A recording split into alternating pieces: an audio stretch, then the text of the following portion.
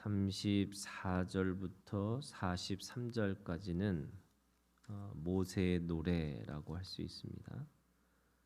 34절부터 43절에 있는 이 노래는 두 가지를 얘기하는 거예요.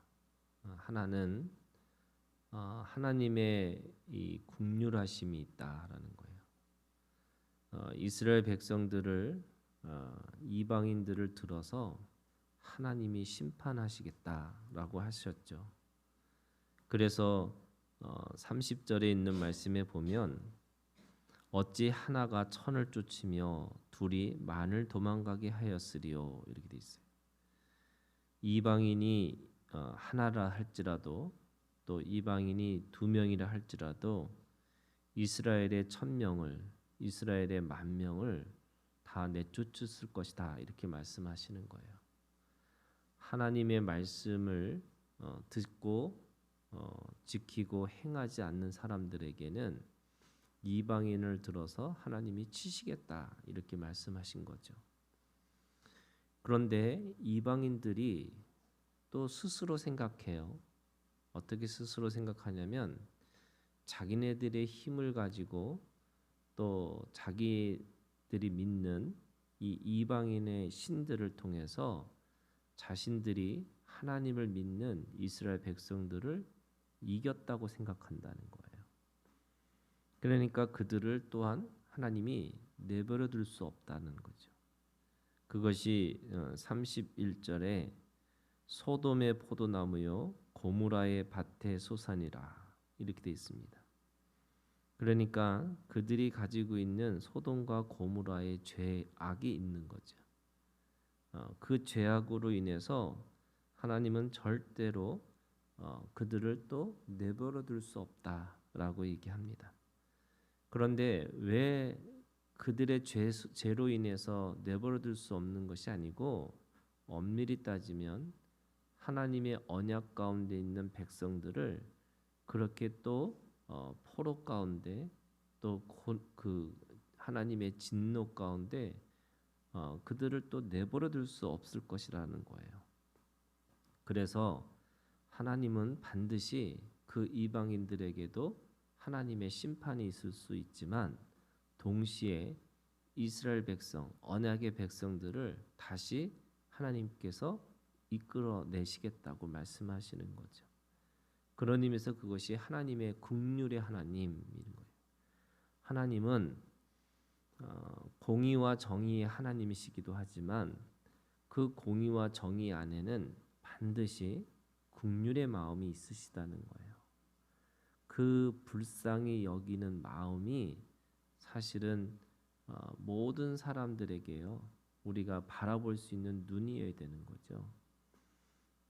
이게 그들을 불쌍히 여기고 그들의 상황을 보면서 민망히 여기고 또 그러다 보니까 그 공의와 정의를 가지고 있음에도 불구하고 끝까지 그 심판을 할 수 없는 그런 하나님 아버지의 그 마음을 가지고 계시다는 거예요. 우리가 하나님을 믿는다라는 말 속에는요 사실은 어떤 게 있는 거냐면 우리의 그 하나님의 믿음의 가장 바탕에는 저는 이 긍휼의 마음이 있다고 생각해요. 이 긍휼의 마음을 잊어버리면 우리가 아무리 공의와 하나님의 정의를 얘기하더라도 그 안에 생명을 가질 수가 없다는 거예요. 이 생명을 가지고 있는 그 마음이라는 게 도대체 뭐냐? 그게 긍휼히 여기는 마음이죠. 그거를 긍휼히 여긴다는 게 도대체 뭐냐라고 하면은 오늘 이 마지막에 그것을 이야기하고 있는데 43절에 이렇게 얘기하고 있어요. 모세의 노래 속에 43절 끝에 이렇게 너희 민족들아 주의 백성과 즐거워하라. 주께서 그 종들의 피를 갚으사 그 대적들에게 복수하시고 자기 땅과 자기 백성을 위하여 속죄하시리로다. 하나님이 가지고 있는 이 긍휼의 마음 속에는 이 세 가지가 있다는 거예요. 첫 번째는 그 종들의 피를 갚으신다는 거예요. 그러니까 핏값을 대신 내주시는 거죠. 그걸 뭐라 그러냐면 속죄한다 이런 거. 그래서 하나님의 긍휼의 마음에는 이런 거예요. 손해는 거예요. 자기 손해가 있어야 되는 거예요. 긍휼의 마음에는 자기 손해가 없이 누군가를 긍휼히 여길 수가 없다는 거예요.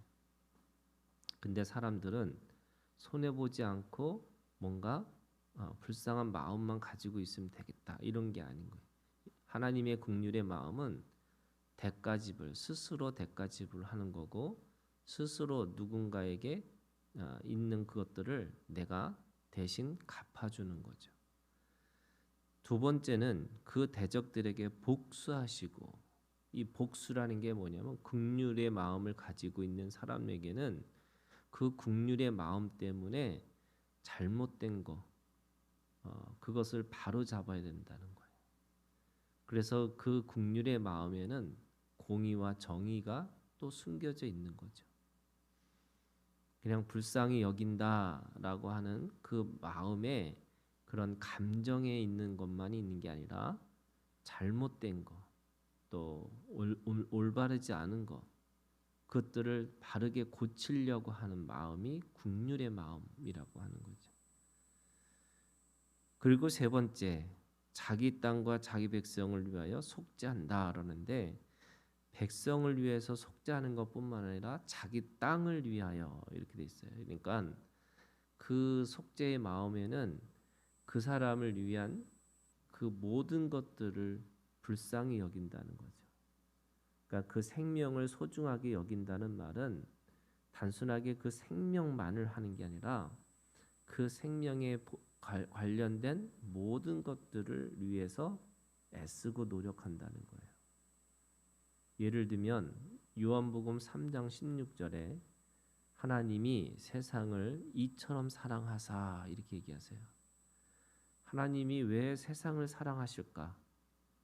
왜 하나님은 이 세상을 향해서 그 속죄를 베푸실까? 거기에는 바로 하나님의 백성들이 있기 때문에 그런 거예요. 무슨 말이냐면 하나님이 이 땅을 끝까지 지키시고 보호하시는 이유는 거기에 하나님의 백성들이 살고 있기 때문에 그런 거예요. 하나님은 가나안 땅을 하나님의 땅으로 선포하셨어요. 그래서 그 땅에 하나님의 백성들이 살 수 있도록 늦은 비와 이른 비를 내리시는 거예요. 그 땅에 하나님께서 그때마다 하나님의 부유하심과 풍성함을 경험하게 하신다는 거예요.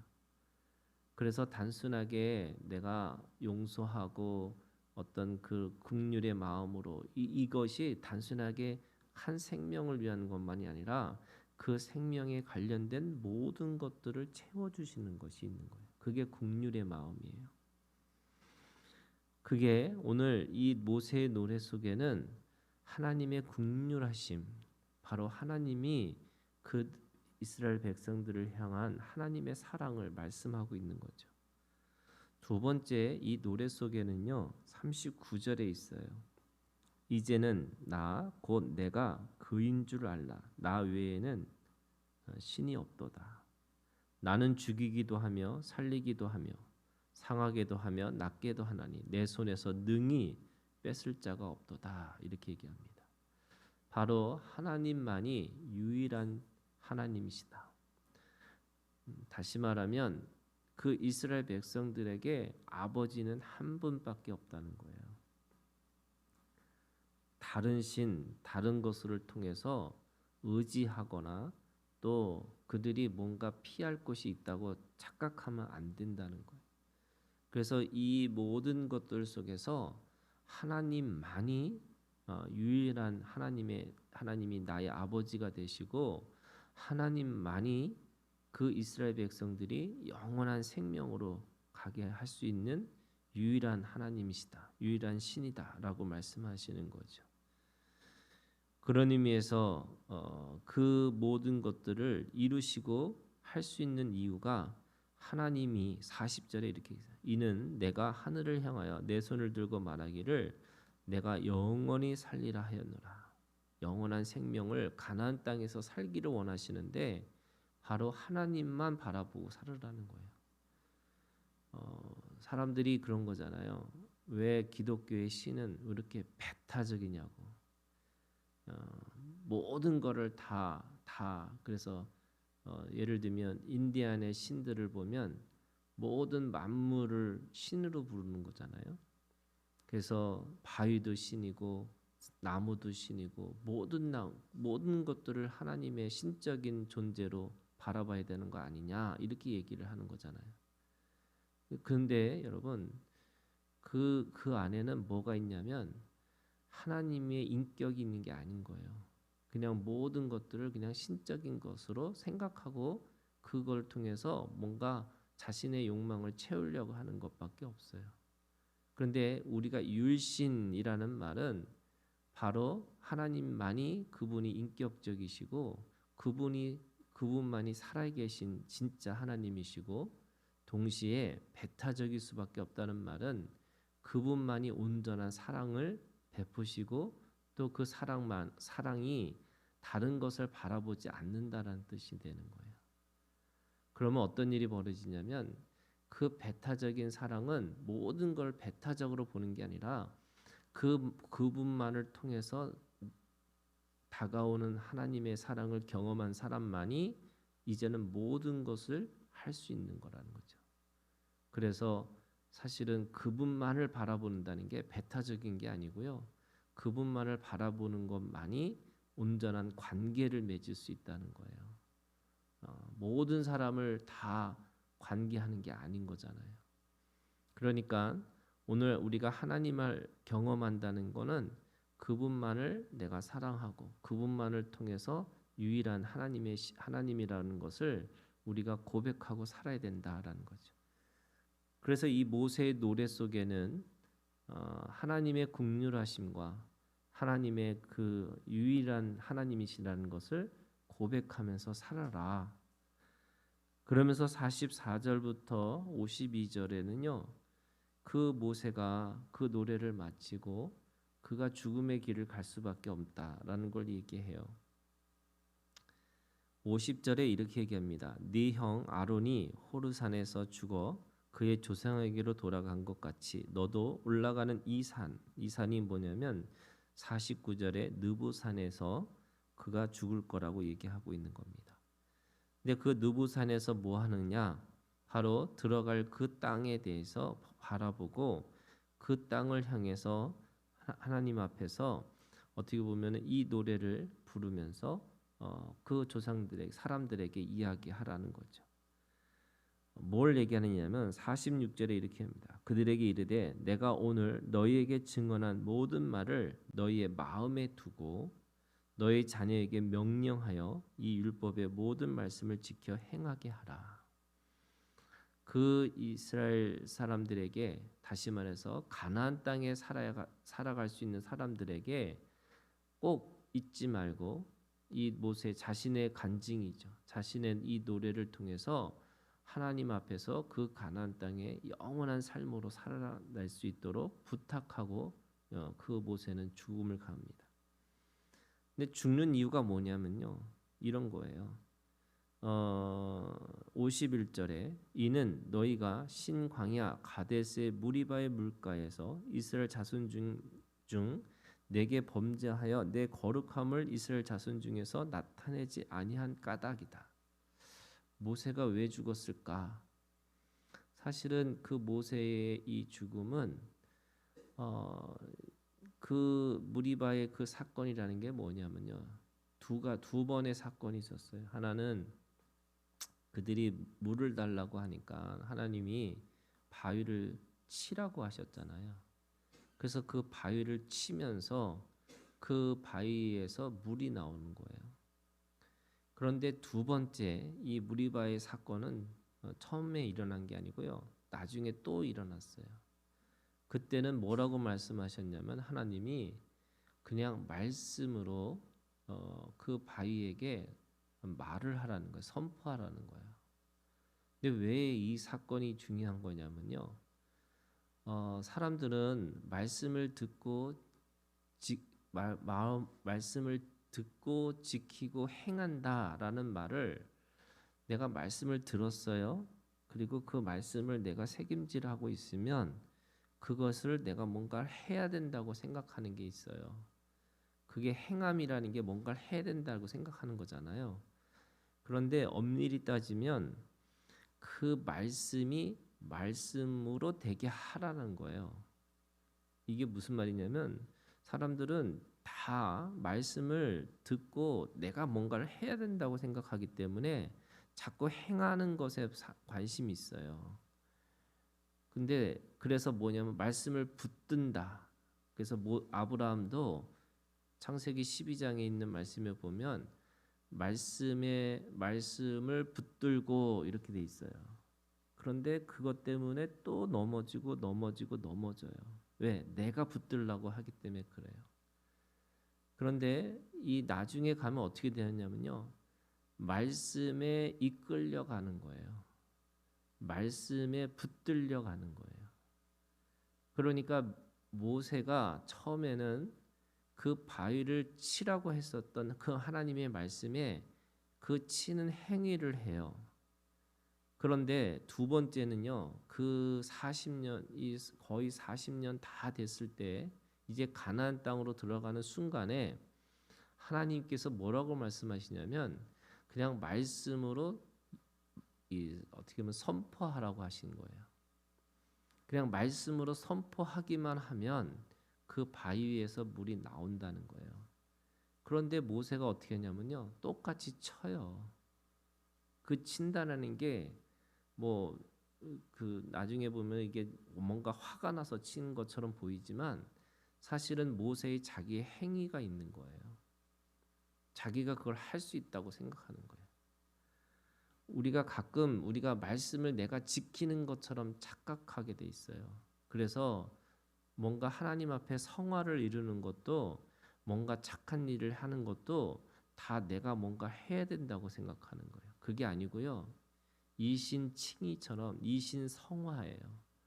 내가 믿음으로 말미암아 하나님 앞에 거룩해지고 하나님 앞에 그 영광에 이르도록 살아가는 거예요. 그래서 믿음은요. 내가 하나님 앞에 붙들림 바 되어지는 거예요. 내가 붙들고 살아가는 게 아니고 하나님 앞에 붙들림 바 되어져서 살아가는 게 하나님 앞에 성화를 이루는 거라고 하는 거죠. 가나안 땅은 어떤 땅이냐? 그 성화를 이루는 이 과정에서요. 하나님 앞에서 이제는 그냥 공짜로 받았던 사람들이 그 가나안 땅에 가면 자기가 씨를 뿌리고 그리고 자기가 그 발로 밟아서 하나님의 그 땅을 차지하라고 하신 건데 이 붙들림 바 되어지는 사람들 속에서는 어떤 일이 벌어지냐면 그 모든 자신의 행위가 아니라 하나님의 말씀의 행함을 따라서 살아가는 삶이 되는 거예요. 그게 책임이에요. 여기에 책임이 따르는 거예요. 가나안 땅은 책임의 땅이에요. 광야는 공짜의 땅이고. 그래서 사람들은 거꾸로 생각하는 거예요. 광야가 힘든 땅이고 가나안 땅은 너무 좋은 땅이라고 생각하는데 여러분 책임이 더 힘든 거잖아요. 만드는 게 더 힘든 거예요. 근데 그 힘든 것도 사실은 예수 그리스도 안에서는 힘든 게 아니고 그냥 말씀을 따라가면 되는 거예요. 말씀에 붙들려서 가면 되는 거예요. 그런데 그거조차도 자기가 또 하려고 하니까 그게 무너지는 거죠. 사사기가 그런 이야기고 그 사무엘 상하의 말씀이 다 하나님 앞에서 또 역대 상하의 그 왕들의 이야기가 다 자기가 뭔가 하려고 하는 사람들의 이야기인 거예요. 그것도 안 되니까 하나님이 바벨론으로 끌고 가셔서 그들의 죄값을 치르게 하시고 다시 돌아오게 하시고 그래도 안 되니까 할 수 없이 바로 하나님의 아들 그분이 오시고 또 그분을 통해서 성령이 우리 가운데 오시게 해서 우리의 몸으로 들어오신 거거든요. 그러니까 이 모세조차도 하나님의 말씀을 따른다는 게 자기가 뭔가 해야 된다고 착각하면 그 착각한 까닭 때문에 그 가나안 땅에 들어가지 못한다는 거죠. 그러면 왜 이 세들은 왜 들어갔냐? 그들은 처음부터 그냥 하나님의 말씀이 시작되는 것을 봤고 또 그것이 그냥 그들에게는 자연이 이 기적들이 자연의 세계인 걸 알기 때문에 그걸 통해서 그들은 거기 들어가게 됐고요. 또 길갈이라고 하는 곳에서 더 이상 노예의 수치가 아니라 이제는 하나님 앞에 진짜 자유인으로 살아갈 수 있는 사람들로 들어가기 시작하는 거예요. 그래서 가나안 땅은 하나님의 말씀에 붙들려서 살아가는 사람들의 땅이다. 우리가 믿음이라고 하는 것은 결국 하나님 앞에 붙들려 가서 살아가는 인생이다. 그래서 늘 하는 얘기지만 능동도 아니고 수동도 아니고 하나님 앞에 피동으로 살아가는 게 우리의 믿음의 삶이다.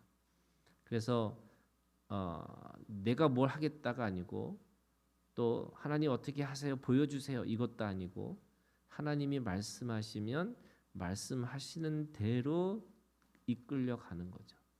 그게 성령이 말하게 하심을 따라라고 하는 거고 성령이 이끄심을 따라라고 하는 거고 하나님이 주시는 대로 그의 음성을 듣고 쫓아가는 그 양의 모습이라고 말씀하고 있습니다.